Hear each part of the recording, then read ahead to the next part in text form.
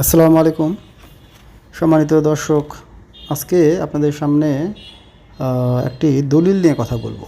আমরা বিভিন্ন প্রয়োজনে বা বিভিন্ন কাজে বা আইনগত ভিত্তি পাওয়ার জন্য অনেক সময় অনেক দলিল রেজিস্ট্রি করে দেই। আজকে সেরকম একটি দলিল নিয়ে কথা বলবো, আর সেটি হলো হেবার ঘোষণা দলিল বা দান দলিল। আপনারা যে ছবিটি দেখছেন এটি হলো হেবা ঘোষণার একটি দলিল বা দান দলিল। আপনাদেরকে প্রথমে বলে রাখি, হেবা ঘোষণা বা দান দলিল হলো মুসলিম আইনে একজন ব্যক্তি তার নিজের সম্পত্তি অন্য কাউকে দান করার একটি ঘোষণা, যেখানে দাতা এবং গ্রহীতার মধ্যে সম্পত্তি হস্তান্তর এবং গ্রহণের বিষয়টি উল্লেখ থাকে। এখানে আজকে সেরকম একটি দলিল নিয়ে কথা বলবো।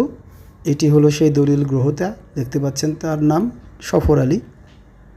সফর তিনি দলিল গ্রহণ করছেন, আর এই দলিল দান করছেন তার পিতা দেখতে পাচ্ছেন এটা আলহাজ মোহাম্মদ আকবর আলী।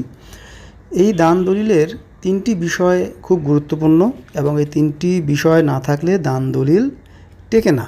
নাম্বার 1, এখানে বলা হয় দাতা ও গ্রহীতা উভয়ের পরিচয় এবং স্বাক্ষর থাকতে হবে। 2 নম্বর, দান করার অভিপ্রায় থাকতে হবে।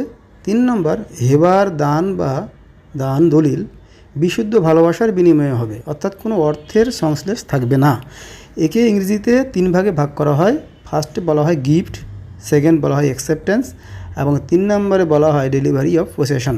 অর্থাৎ প্রথমটি হলো দান, তারপরে কবুল, তারপরে হলো দখল হস্তান্তর। অর্থাৎ দাতা জমি দেবে আর গ্রহীতা সেটি গ্রহণ করবে। অর্থাৎ দান দলিলে দাতা এবং গ্রহীতা উপস্থিত থাকতে হবে সাব রেজিস্ট্রি অফিসে।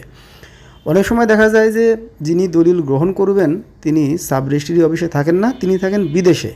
সেক্ষেত্রে কোনো দলিল যদি তার কাছে হস্তান্তর করে, এই সমস্ত দলিলে অনেক সময় সমস্যা হয়, আইনগত একটা ঝামেলা হয়। অপোজিট পক্ষ মামলা করে থাকে যে যাকে জমি হস্তান্তর করা হয়েছে সে সেই সময় দেশে ছিল না। এক্ষেত্রে একটি ঝামেলা সৃষ্টি হয় দান দলিলে। এছাড়া দান দলিলে আর কোনো ঝামেলা নেই। হেবা বা দান উভয়ই একই জিনিস, হেবার ঘোষণা বা দান দলিল একই দলিল। তাহলে 3টি বিষয় এখানে থাকবে, একটি হলো দান, আরেকটা কবুল, আরেকটি হলো দখল হস্তান্তর। ইংরেজিতে বলা হয় gift, acceptance and delivery of possession. আজকে এই পর্যন্তই। আগামীতে হয়তো নতুন কোনো বিষয় নিয়ে আবার আপনাদের সামনে আমি হাজির হব। আপনারা জানেন যে আমি ব্যাংকার, আর ব্যাংকার হিসাবে আমি বিভিন্ন সময় বিভিন্ন রকম দলিল দস্তাবেজ নিয়ে আমাদের কাজ করতে হয়। এরই মাঝে একটি দলিল আমি দেখলাম, আপনাদেরকে সেটি দেখালাম এবং কিছু তথ্য দেওয়ার চেষ্টা করলাম। আজ এ পর্যন্তই। খোদা হাফেজ।